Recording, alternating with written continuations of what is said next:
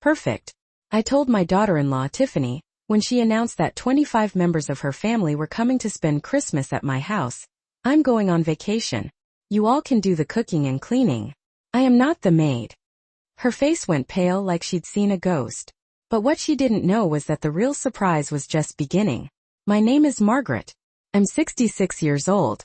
And for the last 5 years, I've been treated like the servant in my own home. It all started when my son Kevin married that woman. From day one, Tiffany decided I was her personal employee. Margaret, get me some coffee. Margaret, clean this up. Margaret, cook for my guests. And I, like a fool, always obeyed. I thought it was how I could keep my family together, but I had finally reached my limit. That Tuesday in December, Tiffany swept into my kitchen as she always did, without knocking, with that fake smile I despised. She was wearing a ridiculously expensive red dress, undoubtedly paid for with my son's money. Her heels clicked against my ceramic tile like little hammers on my last nerve. Margaret, she said in that condescending tone she reserved just for me, I have marvelous news. My entire family is coming to spend Christmas here. It's only 25 people. Only 25 people. As if that were a small number. As if I were a machine designed for cooking and cleaning. I saw the malice glinting in her eyes as she continued with her master plan. She settled into my kitchen chair, crossed her legs, and began to list them off as if reading a grocery list. I've already spoken with my sister Valeria, my cousin Evelyn, my brother-in-law Marco, my uncle Alejandro. Everyone is coming. My nieces and nephews will be here. My second cousin's Valeria's kids. It's going to be a perfect Christmas. She took a dramatic pause, expecting my usual panicked reaction. Of course you'll handle everything, the food, the cleaning, serving the tables. Her words hit me like slaps. I was powerless. Tomorrow morning, while she was still sound asleep, I would be packing my bags. Not for Miami like I had led them to believe. My actual destination was a fancy hotel a mere hour away, where I had reserved a suite with an ocean view for the next 2 weeks. From there, I'd have a front row seat to the spectacular implosion of the little kingdom of lies Tiffany had so carefully constructed. I would get to watch her family finally discover the extent of her deceptions. I'd witness Kevin's eyes finally being opened to the true nature of the woman he had married. I would observe her entire perfectly manipulated world crumble apart, piece by painstaking piece. And the best part of all? I wouldn't have to lift a single finger to make any of it happen. Tiffany had been digging her own grave for years with her constant lies and deceit. I had simply taken the shovel out of her hands and pointed her family in the right direction. Outside, I could tell the argument in the living room had finally come to an end. I heard footsteps on the stairs, doors quietly closing, that tense silence that fills a house full of unresolved conflicts. But despite all that, I slept soundly that night. For the first time in what felt like forever, I slept with the satisfied smile of someone who knows that justice, even when it's slow in coming, eventually always arrives. At the bright and early hour of 6 a.m., my alarm clock rang, sounding like the anthem of freedom itself. I sprang out of bed with an energy I hadn't felt in years. I took a peaceful shower and then began the satisfying task of packing my bags. Every garment I folded was another tangible step toward my long-awaited independence. Each item I carefully packed away was a silent but powerful declaration that I was no longer beholden to anyone, no longer anyone's employee. Tiffany and Kevin were still fast asleep. This was even better than I had originally planned. Not only would Tiffany have to face the sheer logistical disaster of her ill-conceived party, but she would also have to account for years of calculated deceit before her entire family. And what about the other relatives? I asked. They are all fully aware of the situation now, he said grimly. For dinner tonight, the whole family will know the unvarnished truth about Tiffany. And does she know? I asked. Not yet, he admitted. But she's about to. I could hear voices rising in the background. Things were clearly escalating rapidly at my house. Mrs. Margaret, I have to go deal with this unfolding situation, but I want you to know that my family respects you enormously for enduring this for so long and for having the strength and dignity to walk away. Thank you, Alejandro, I said sincerely. That means a great deal to me. One more thing, he added. When you are ready to return, we hope to meet you properly. The real Margaret, not the employee Tiffany pretended you were. It will be a pleasure, I said, my voice warm. I hung up the phone and leaned back in my chair, feeling a deep warm sense of satisfaction wash over me. At my house, Tiffany's meticulously constructed world of lies was crumbling apart, piece by painful piece, exactly as I had so carefully planned. That evening, I hired a discreet car service to take me for a drive through my old neighborhood, just to observe the unfolding drama from a safe distance. The scene I found completely surpassed my wildest expectations. There were several rental cars parked haphazardly along the street, and multiple grocery bags were scattered carelessly on the front porch, clearly abandoned mid-crisis. It was like watching a train wreck in real time, only 1,000 times more satisfying. My phone vibrated. It was a text message from Valeria. "Mrs. Margaret, could you please call me? I need to ask you about some additional documents." I remembered all the times I had prepared dinners for her friends while she took the credit. All the times I had cleaned up after her parties while she slept until noon. All the times I had been made invisible in my own house. "Well, we'll need 3 turkeys at least," she continued, ignoring my silence. "And that chocolate silk pie you make too.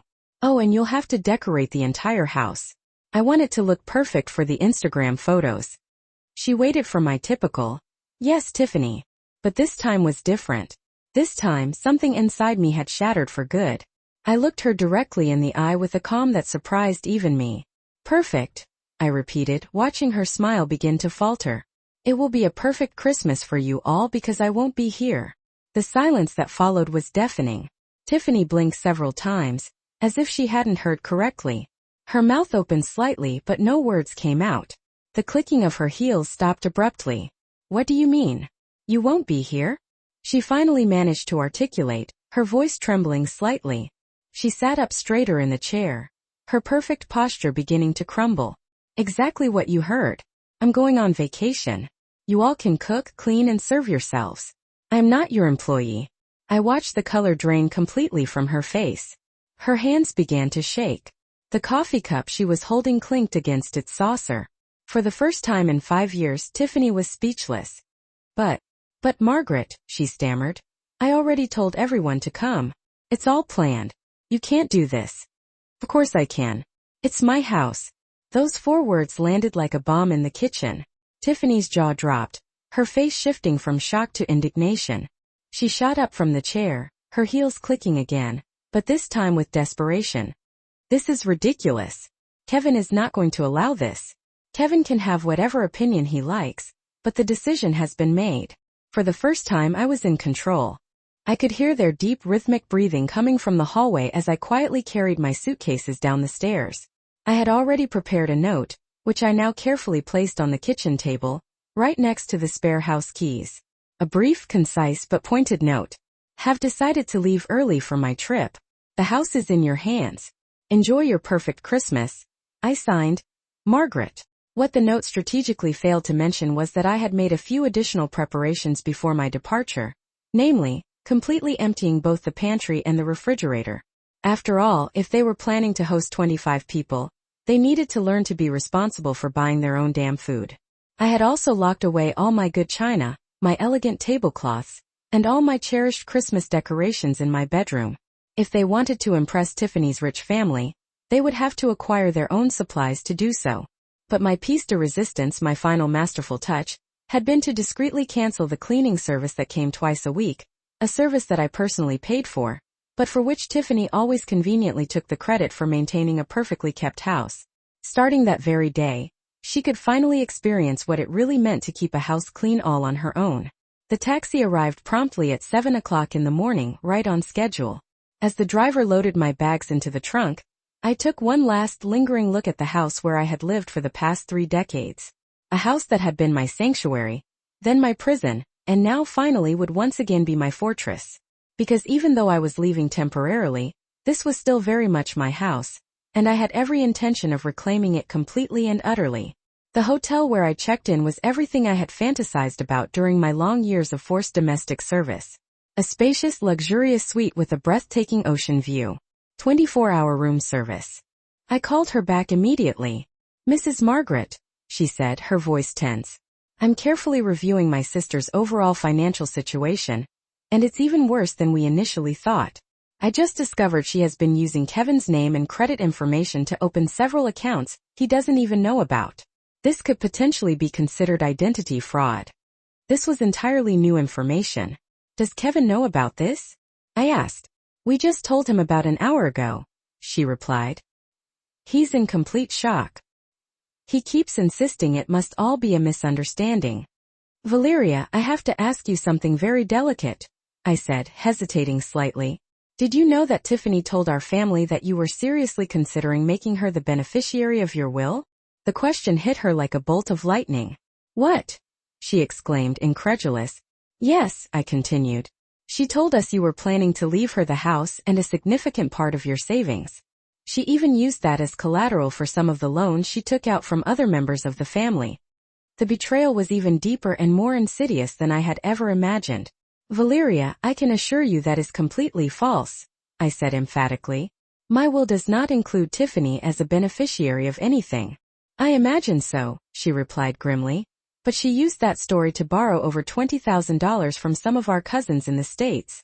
$20,000 in debt that I was supposedly going to cover with my death. It was so twisted, so maliciously calculated. How is Tiffany reacting to all this? I asked. There was a long pause. She's in complete denial, Valeria finally said. She keeps insisting it's all a misunderstanding, and that you're just being vengeful because you felt left out of the Christmas plans. Of course. But what she didn't know, what none of them knew, was that my decision wasn't spontaneous. I had been planning this for months and I had my reasons. Reasons that would soon leave them all speechless. Tiffany's expression morphed from shock to fury in a matter of seconds. Her cheeks flushed, and her eyes narrowed like a snake about to strike. She stepped toward me, invading my personal space as she always did when she wanted to intimidate me. You know what, Margaret? I always knew you were selfish. But this is the absolute limit. Her voice became venomous, each word dripping with contempt. My family is coming from far away, some from out of the country, and you're going to ruin their Christmas over a whim? A whim? 5 years of mistreatment, humiliation, and emotional abuse, and she called it a whim. I felt rage rise in my chest, but I remained serene. I had learned to control my emotions after so much time as her victim. That's not my problem, I replied with a calm that unnerved her even more. You should have consulted me before inviting 25 people to my house. Our house? She shrieked, losing her composure completely. Kevin is your son. This house will be ours one day. There it was, the truth that had always hovered in the air but had never been spoken aloud. Tiffany didn't see me as family. She saw me as a temporary obstacle before she inherited everything I had built with years of hard work and sacrifice. Interesting perspective, I murmured, watching her pupils dilate with panic as she realized what she had revealed. Very interesting. At that moment I heard keys in the front door. Kevin was home from work. Tiffany ran to him like a child tattling to her father, her heels clattering with desperate urgency. Kevin, your mother has gone insane. She says she won't help with Christmas. She says she's going on vacation and leaving us alone with my entire family. I heard their muffled voices from the living room. And most importantly of all, absolute blessed silence. No one shouting for me from the kitchen.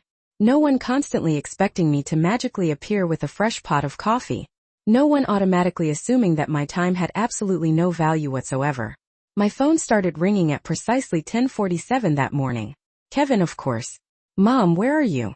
We found your note, but why did you leave so early? His voice sounded confused, groggy, still half asleep. He had probably just stumbled upon the empty pantry, and realized that no one was there to make his weekend breakfast. Good morning, Kevin, I said, deciding there was absolutely no point in prolonging the inevitable. You two have a lot to do to prepare, and I am very much looking forward to some much-needed rest. But Mom, this is so sudden. Tiffany is. Well, she's pretty upset. Upset? What a diplomatic way of putting it. More likely, she was having a full-blown panic attack at the dawning realization that she would actually have to take charge of her own life. I'm sure she'll manage perfectly, I replied smoothly. After all, she's a very capable woman. There was a long pause on the other end of the line. I could hear muffled voices in the background. Tiffany speaking in a rapid, almost hysterical tone. Could you at least tell us where you are in case of an emergency? He finally asked. I am safe and in a good place. That's all you need to know. Mom, please, he pleaded. I know you're angry, but this is extreme. Tiffany's family arrives in 2 days, and we don't even know how. Kevin, I interrupted him firmly. You are 32 years old. Tiffany is 29. You are both fully functional adults. I am certain you can solve your own problems without constantly relying on a 66-year-old woman. Another pause. This one even longer. Fine. He finally sighed in defeat. But promise me you'll be okay. And when are you coming back? I'll be back when I'm ready. Enjoy your Christmas. Even when confronted with irrefutable evidence, Tiffany was still trying to play the victim, and somehow blaming the entire situation on the Christmas celebration. Valeria laughed bitterly. What Christmas? She asked. Tiffany ordered pizza for 25 people, because she didn't even know how to cook anything else. We're eating off paper towels because she can't even find the good plates. Instead of celebrating, we're having the most intense family showdown of our entire lives. Pizza for 25. The irony was almost too delicious to bear. What do you plan to do now? I asked. Some of us are leaving tomorrow, Valeria replied wearily. This isn't exactly the heartwarming family reunion we were all expecting, but a few of us are staying to make absolutely certain she understands the consequences of her actions. All family loans are being called in immediately. The financial support for Kevin's business is officially gone, and we will be informing other family members to protect them from any future manipulations.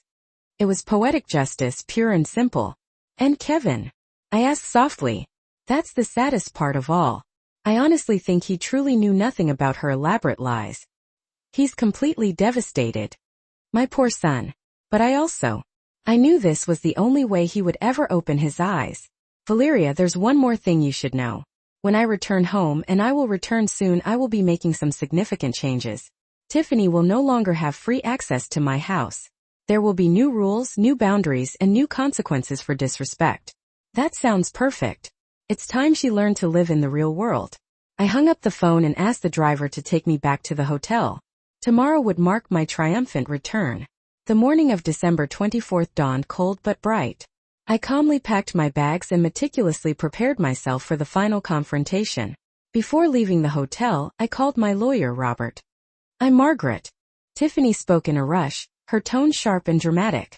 Kevin murmured responses I couldn't make out. After a few minutes, their footsteps approached the kitchen. My son appeared in the doorway, his suit wrinkled after a day at the office, his face tired but annoyed. Behind him, Tiffany followed like a shadow, arms crossed and a triumphant expression on her face. She clearly expected him to put me in my place. Mom, Kevin began in that patronizing tone he had adopted since his marriage. Tiffany told me about your decision. Don't you think you're being a little dramatic? Dramatic? My own son was calling me dramatic for refusing to be his wife's servant. I felt something cold and hard settle in my stomach. Something that had been growing for months finally crystallized in that moment. No, Kevin, I'm not being dramatic. I'm being clear. But Mom, it's Christmas. It's a time for family. Tiffany already invited everyone. We can't cancel now. I didn't say to cancel. I said I won't be here.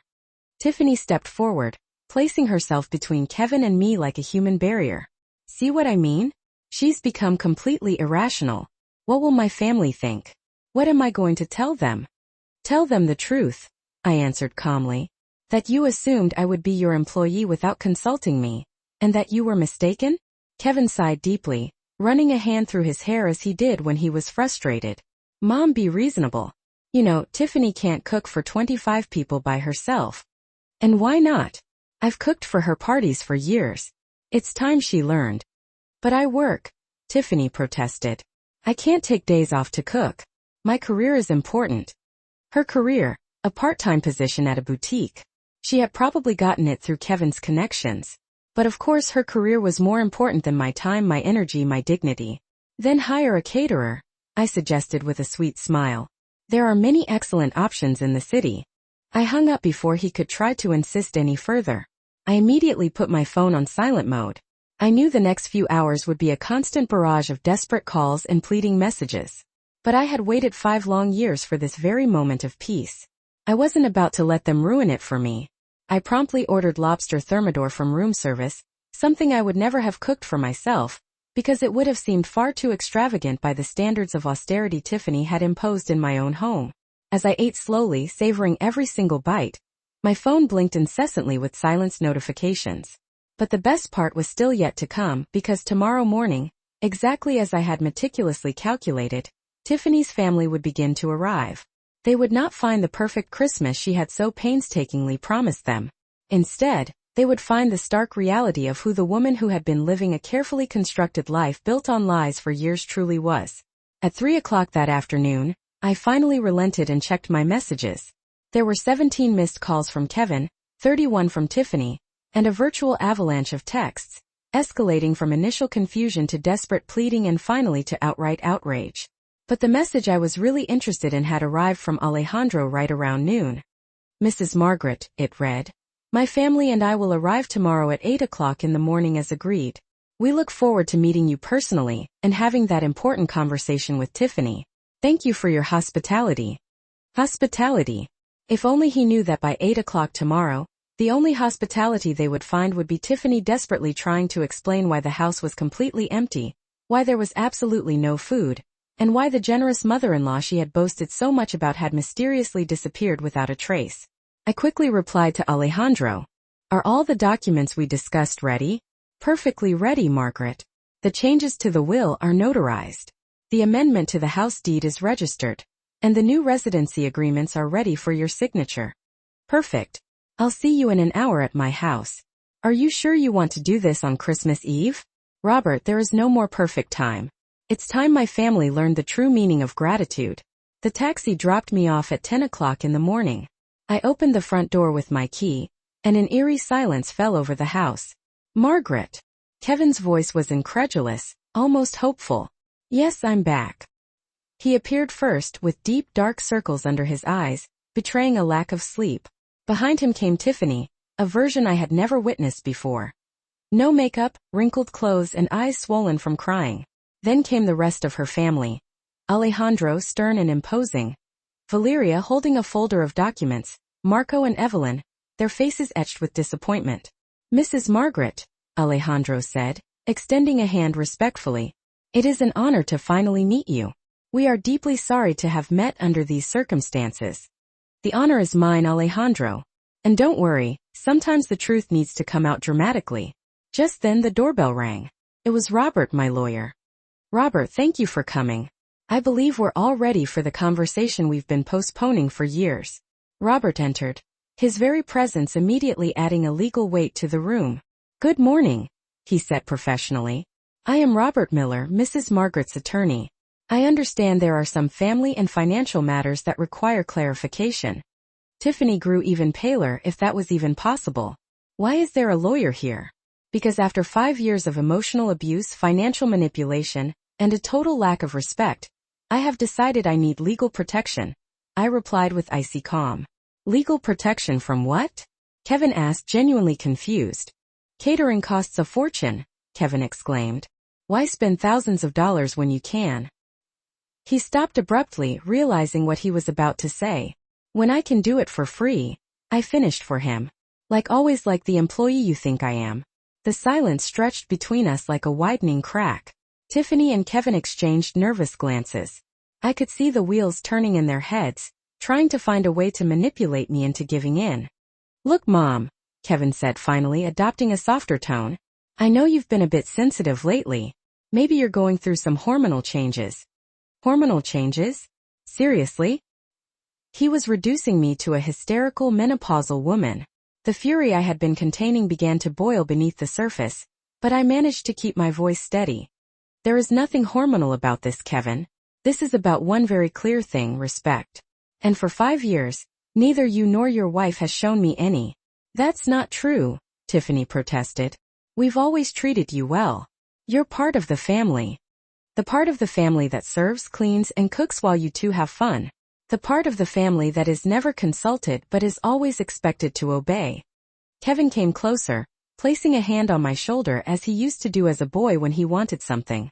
But he was no longer the sweet child I had raised.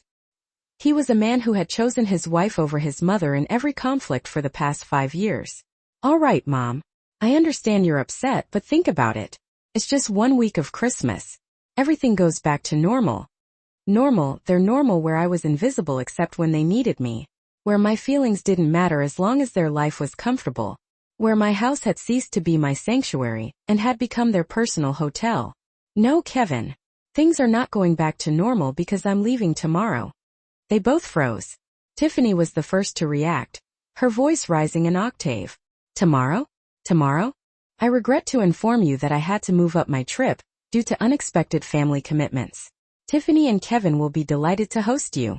I'm sure you will have much to talk about. His response was immediate. I understand perfectly. In fact, this might be for the best. Some conversations are better in private. Private? Exactly what they needed. A private conversation between a woman who had been living a lie for years and a family that finally knew the unvarnished truth about her elaborate financial deceptions. That afternoon, as I thoroughly enjoyed a relaxing massage at the hotel spa, I allowed myself to fully imagine the scene that would be unfolding tomorrow morning.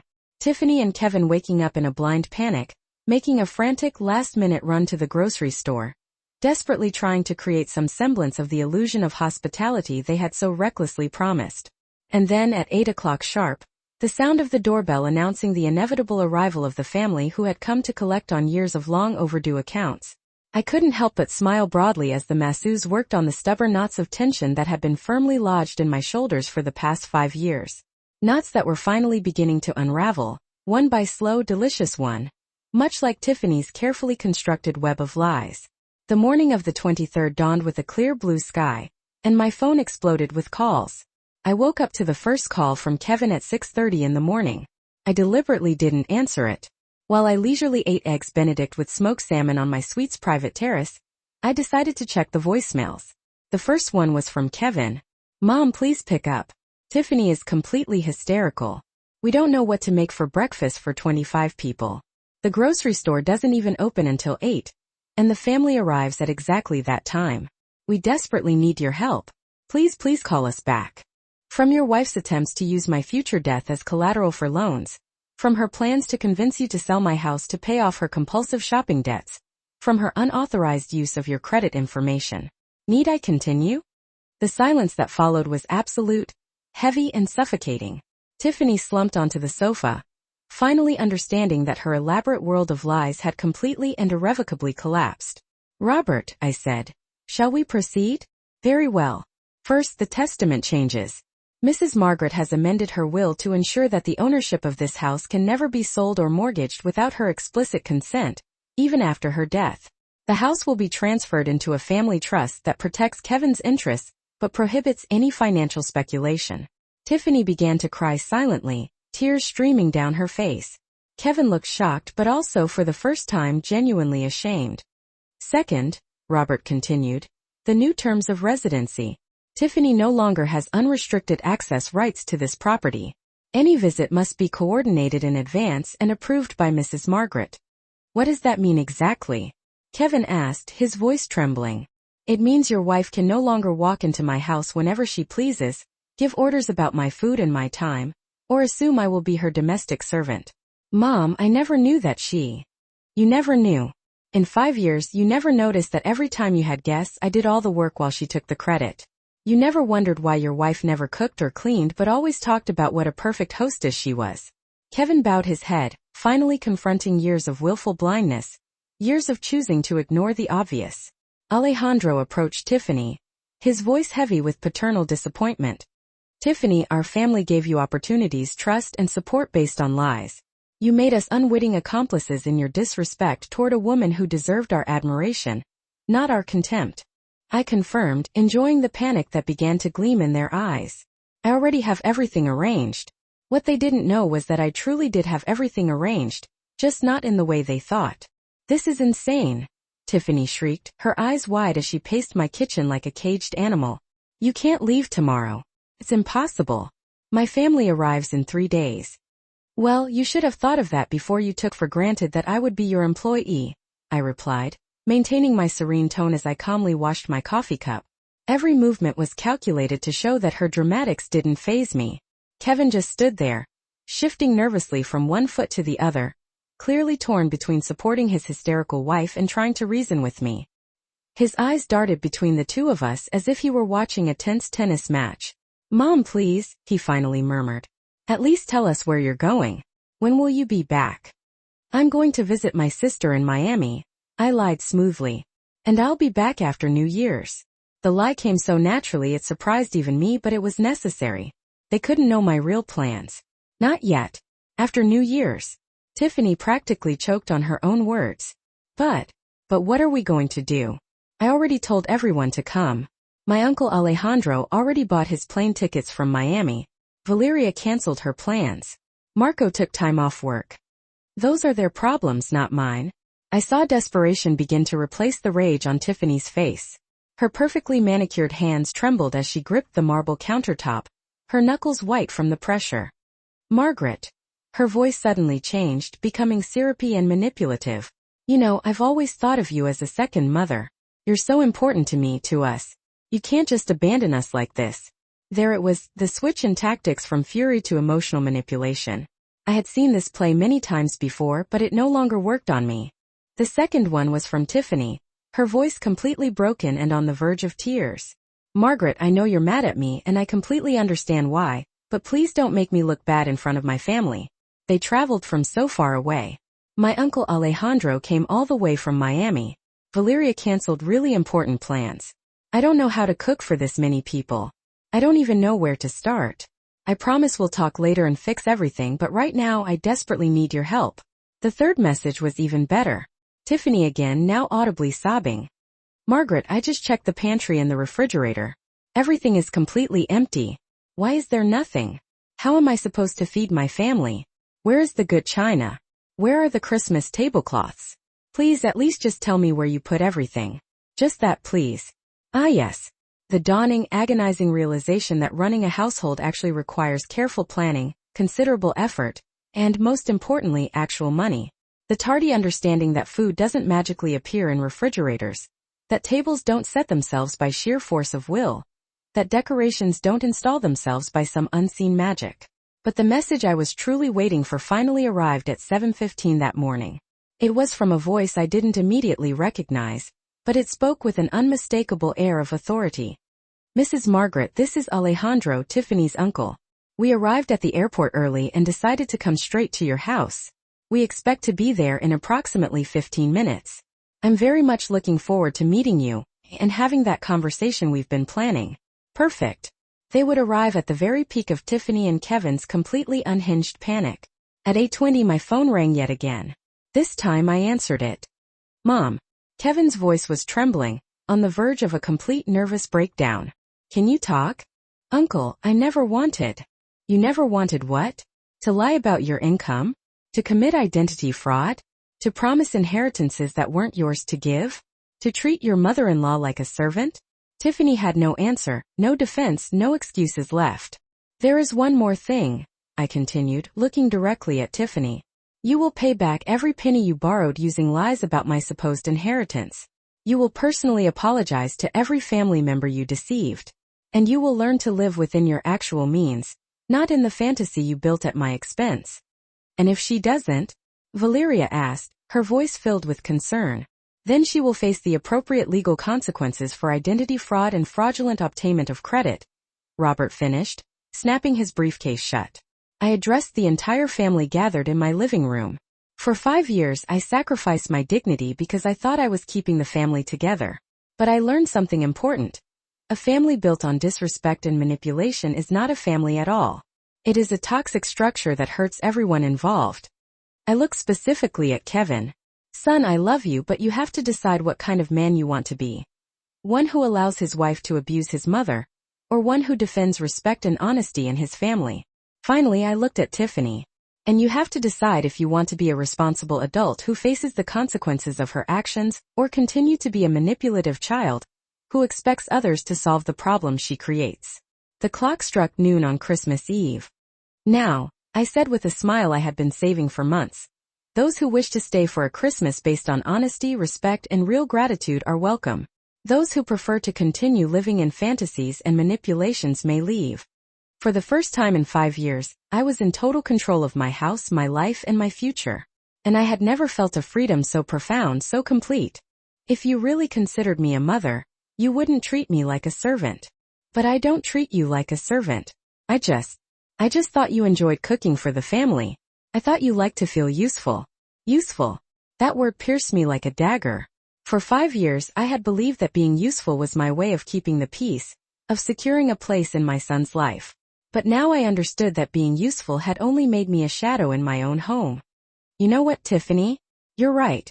I do like to feel useful. That's why I'm going to be useful to myself for the first time in years. Kevin intervened again, his frustration now evident in every line on his face. Mom, this isn't fair. You know we don't have the money to hire a caterer for 25 people. The deposit on the new apartment wiped out our savings. A new apartment? This was the first I was hearing about a new apartment. My eyes narrowed as I processed this information. Since when were they planning to move? And why hadn't they told me? What new apartment? I asked, my voice laced with a dangerous curiosity.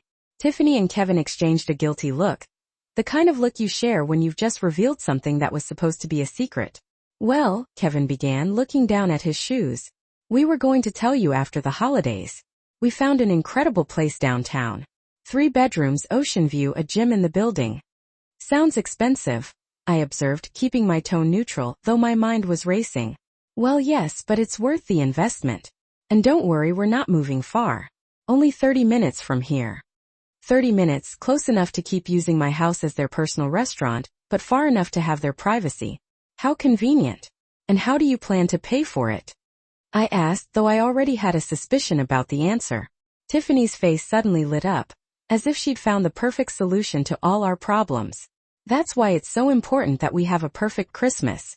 Good morning, Kevin, I replied serenely. Of course I can talk. How is your morning going?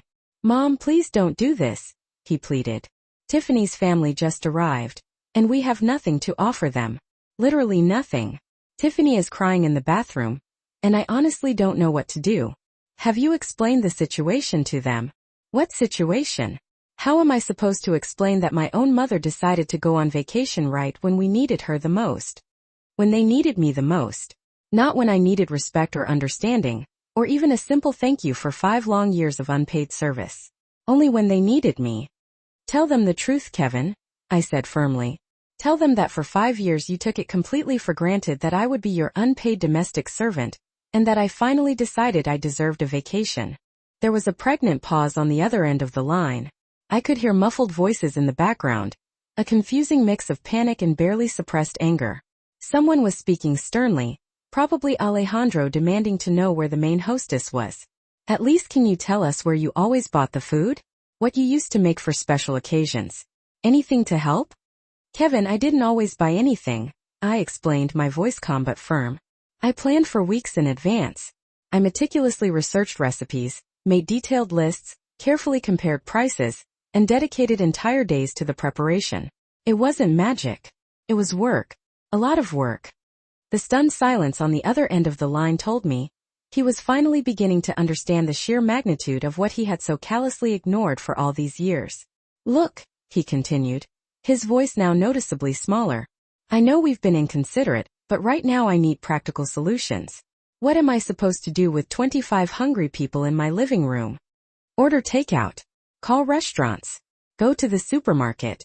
My uncle Alejandro is very generous when he's impressed. And my brother-in-law Marco has connections in real estate. If everything goes well, they could help us with Kevin's business. There it was, the real reason behind the grand Christmas celebration. It wasn't about family or tradition. It was about money, about impressing wealthy relatives to get financial favors. And I was the cornerstone of their manipulation scheme. I see, I murmured, letting the silence hang as they both waited for my response. So you need your Christmas to be perfect to impress the rich family. Exactly, Tiffany exclaimed, relieved that I finally understood the gravity of the situation. I knew you'd get it. You're so smart, Margaret. You always know the right thing to do. The right thing. For 5 years, the right thing had been to sacrifice my comfort, my time, my dignity to make their lives easier. But now, I had a completely different perspective on what was right. You're right, Tiffany. I know exactly what the right thing to do is. That's why my decision stands. I'm leaving tomorrow. The hope vanished from their faces like spilled water. Tiffany began to breathe rapidly, on the verge of a panic attack. You can't do this. You can't ruin our future over a tantrum. It's not a tantrum. It's a well-thought-out decision. But what will my family think when they arrive? And there's no one here to receive them. What will they think when they see there's no food prepared? They will think that their niece invited them without having the capacity to be a host, And they will be correct. Kevin stepped closer, his desperation now palpable. Mom, please, if you really need a vacation, we can postpone it. After New Year's you can go wherever you want for as long as you want. We'll pay for your trip, the hotel, everything. They'd pay for my trip? With what money? I wondered if they hadn't just said the apartment deposit left them with no savings. But it didn't matter. Do what all responsible adults do when they have guests. But it's the holidays, he protested weakly. Everything is either closed or completely swamped. The restaurants have absolutely no availability. Then maybe you should have thought of that before you blithely invited 25 people without consulting the person you expected to do all the work. I heard a new voice in the background, a serious, authoritative tone. Alejandro was clearly demanding an explanation. Mom, Tiffany's uncle wants to talk to you. He says he needs to understand what's going on. I would love to talk to him, but I'm on vacation, I replied sweetly. Tell him Tiffany can explain everything perfectly. After all, she's the one who so carefully organized this entire gathering. Please, Mom, he begged. Just 5 minutes. He's very confused and a little upset. I think he can help us solve this. Help us again. It was always about helping them. It was never about what I needed, what I deserved, or how they had made me feel for all these years. Kevin, listen to me very carefully, I said, my voice firm and unwavering. For 5 long years, every single time you needed something, I was there. Every time Tiffany wanted to impress someone, I did all the work. Every time you had problems, I was the ever-reliable solution. Today, for the first time in half a decade, you have to solve your own problems. And that is absolutely not my responsibility. But it's my family, he finally shouted, completely losing his composure. I heard Alejandro's clear voice in the background. Young man, I need to understand what kind of family gathering you organize. Where is the woman of the house? Where is the grandmother who invited them all? Alejandro had clearly understood from his conversations with Tiffany that I was the matriarch who single-handedly organized these events, the main hostess, the person solely responsible for the family's renowned hospitality. And now there was no one. Their offer was 5 years too late. The offer is tempting, Kevin, but my decision is made. This is emotional blackmail, Tiffany burst out, her mask of sweetness finally falling away completely. You're using our situation to manipulate us. Emotional blackmail. The words hung in the air like an unwitting confession. Because if I was engaging in emotional blackmail by refusing to be their free employee, what had they been doing for 5 years? You know what emotional blackmail is, Tiffany? It's making me feel guilty every time I don't want to cook for your friends. It's telling me that a good mother-in-law always puts the family first when I refuse to clean up after your parties. It's assuming my plans don't matter because I'm retired and have nothing better to do. Every word was a bullet that hit its mark. I saw them both flinch slightly with each accusation because they knew it was true. All of it was true. That's not the same thing, Tiffany stammered, but her voice had lost all its previous force. You're right. It's not the same because what you two have done is much worse. You have taken my generosity for granted for years. The kitchen fell into a tense silence. I could hear the ticking of the wall clock, the hum of the refrigerator, Tiffany's ragged breathing. But what I could hear most clearly was the sound of my own approaching freedom, because tomorrow everything would change, and they had no idea just how much. That night, while Tiffany and Kevin were still in the living room arguing in desperate whispers, I locked myself in my room and pulled out my laptop.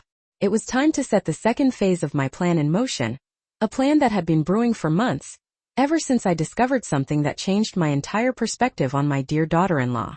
3 months earlier, while foolishly cleaning Kevin's home office, I had found a forgotten folder among his papers filled with bank statements, printed emails, and legal documents. Just 2 confused, unprepared adults finally facing the inevitable consequences of their own selfish choices. Mom, please at least just talk to him, he begged. Explain that there's been a misunderstanding. There is no misunderstanding, Kevin, I said firmly.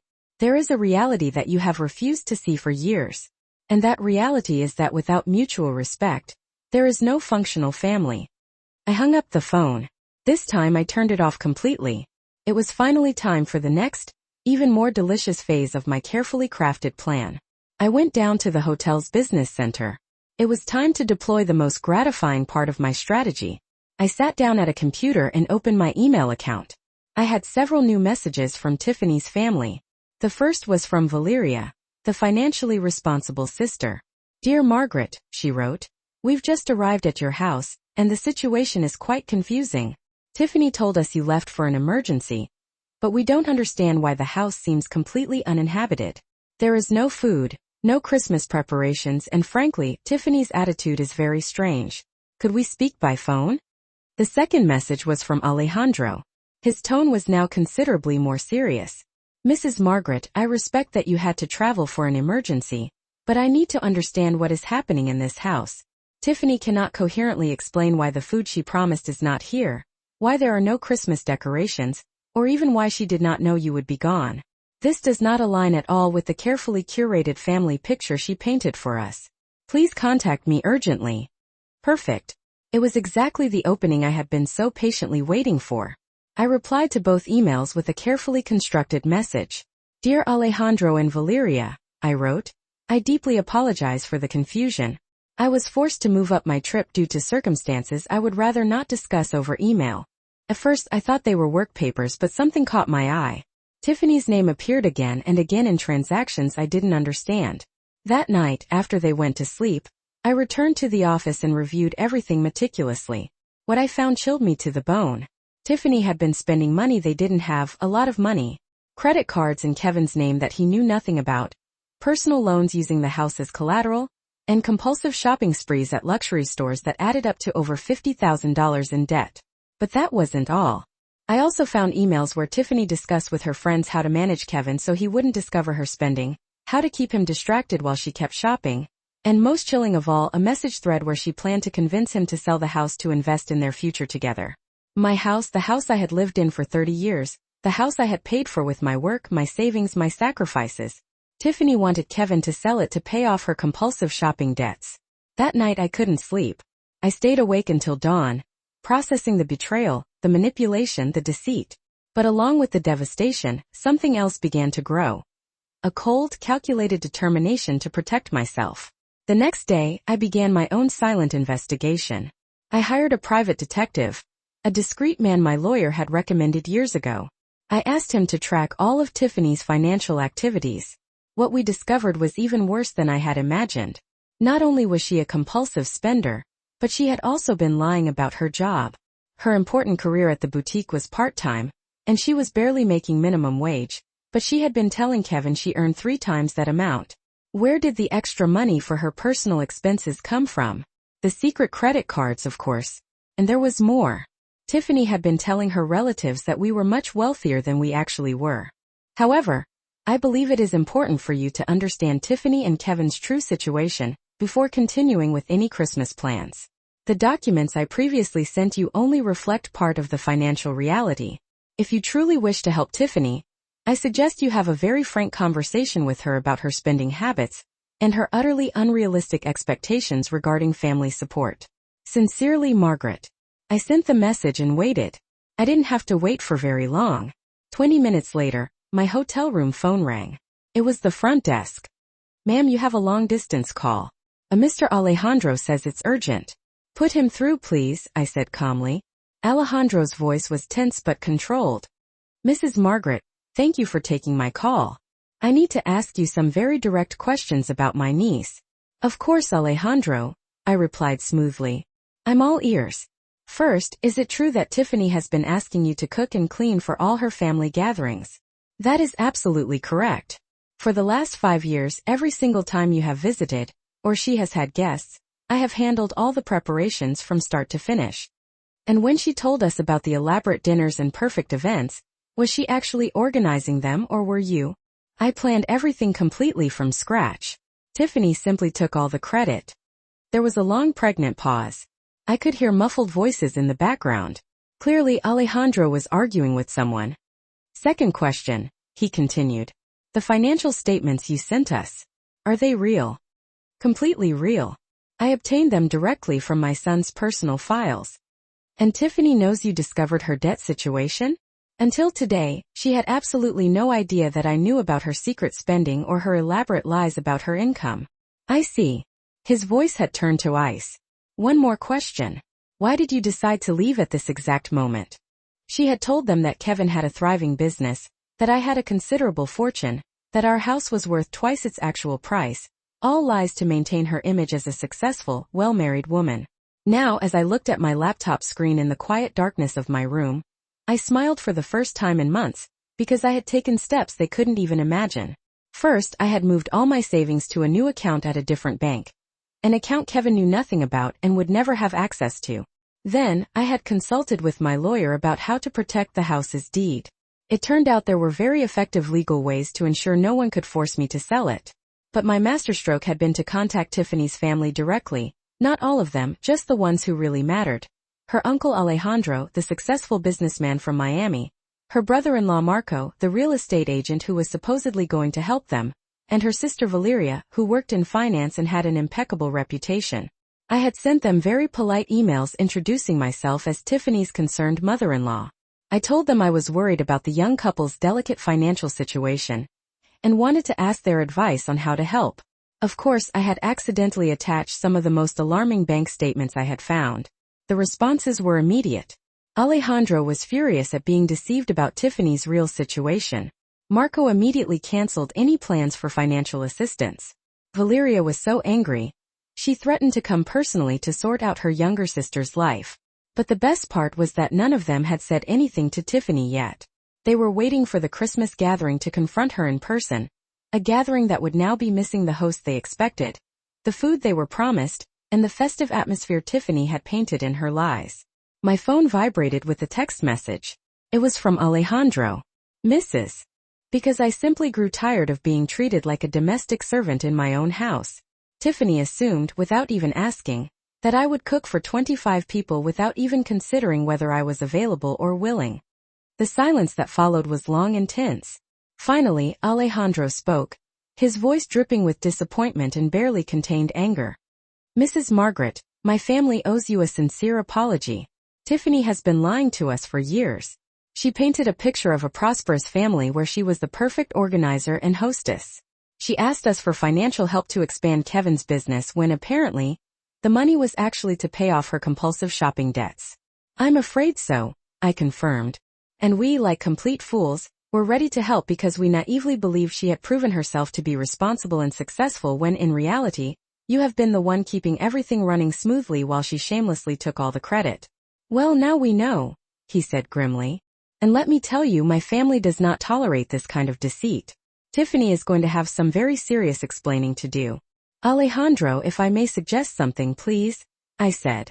I think it would be beneficial for Tiffany to face the natural consequences of her decisions. She has lived in a carefully constructed bubble of privilege where others have always solved her problems. Perhaps it's finally time for her to learn to be truly independent. I completely agree, he said emphatically. In fact, I have some news for her that is going to drastically change her perspective. The supposed financial support she was expecting from the family for her husband's business. Well, that was entirely dependent on her demonstrating fiscal responsibility and transparency.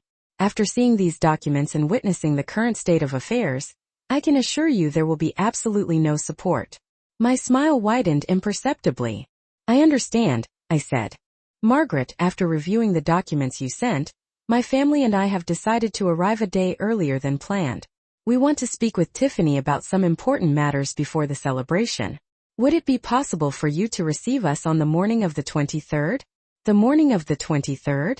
Exactly when I would be packing my bags for my trip to Miami. What a perfect coincidence, I replied quickly. Of course, Alejandro, it will be a pleasure to have you. However, I must inform you that I will be leaving for a trip that same day. So Tiffany and Kevin will be your hosts. His response came in seconds. Perfect. That will be exactly what we need. I closed the laptop and lay back in bed, smiling in the dark. For 5 years, I had been the silent victim, the submissive mother-in-law, the free employee. But all that time I had been observing, learning, understanding how my in-laws really worked. Tiffany thought she was so smart, so manipulative, so clever. But she had gravely underestimated the older woman who cleaned up her messes. She had assumed my age and my apparent meekness meant. But there's more, he continued. My brother-in-law Marco, who was going to help them with real estate connections, is also very upset. Apparently, Tiffany had asked him to evaluate some properties for investment, including the house where you currently live. Did you know about this? This was news to me. I hadn't known Tiffany had gone so far as to ask Marco to evaluate my own house for a potential sale. No, I did not know that, I said, genuinely surprised. Well, Marco is absolutely furious. He invested considerable time and resources based on false information. He feels completely deceived. Which brings me to my main point, he said, his voice hardening. My family has decided that this so-called perfect Christmas is going to become a full-blown family intervention. Tiffany will have to explain every lie, every deception, every single act of manipulation. A family intervention?